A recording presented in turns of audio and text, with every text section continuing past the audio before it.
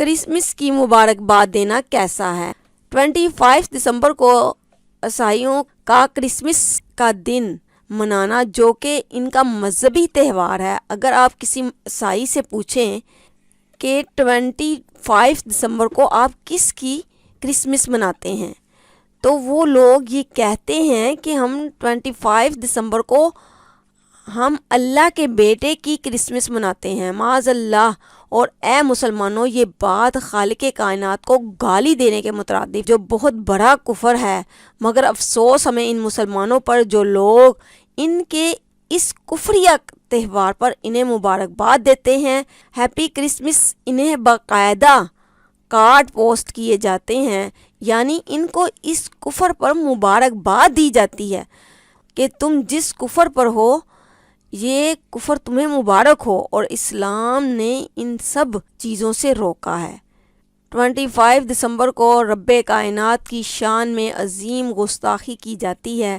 Christmas منانے والوں کو مبارک دینے والے گویا یہ تسلیم کر رہے ہوتے ہیں کہ اللہ جل جلالہ کی بھی بیوی اور بیٹا ہے۔ نعوذ باللہ، ایسی بڑی گستاخی پر آسمان پھٹ جائے، زمین شک ہو جائے اور پہاڑ ریزہ ریزہ ہو جائیں تو بھی تعجب کی بات نہیں۔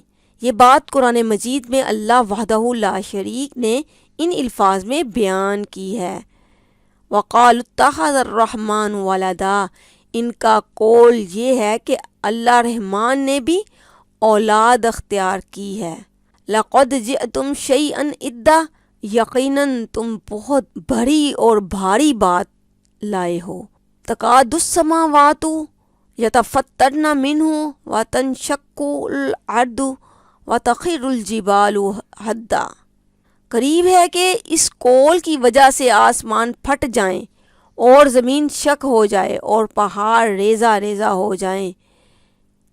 ایک جگہ اور فرمایا اللہ تعالیٰ نے ان دعوا للرحمن ولدا، کہ وہ رحمان کی اولاد ثابت کرنے بیٹھے ہیں۔ وما ينبغي للرحمن ان يتخذ ولدا، شان رحمان کے لائق نہیں ہے کہ وہ اولاد رکھے۔ ان کل من فی السماوات والارض الا آتی الرحمن عبدا، آسمان اور زمین میں جو بھی ہے سب کے سب اللہ کے غلام بن کر ہی آنے والے ہیں۔ سورۃ مریم 93 آیت ہے اور 88۔ لہٰذا مسلمانوں کو عیسائیوں کو مبارکباد دینے سے گریز کرنا چاہیے۔ اللہ تعالیٰ ہمیں دین اسلام کی تعلیمات کو سمجھنے اور ان پر عمل کرنے کی توفیق عطا فرمائے۔ جزاک اللہ خیراً فی الدنیا والآخرہ۔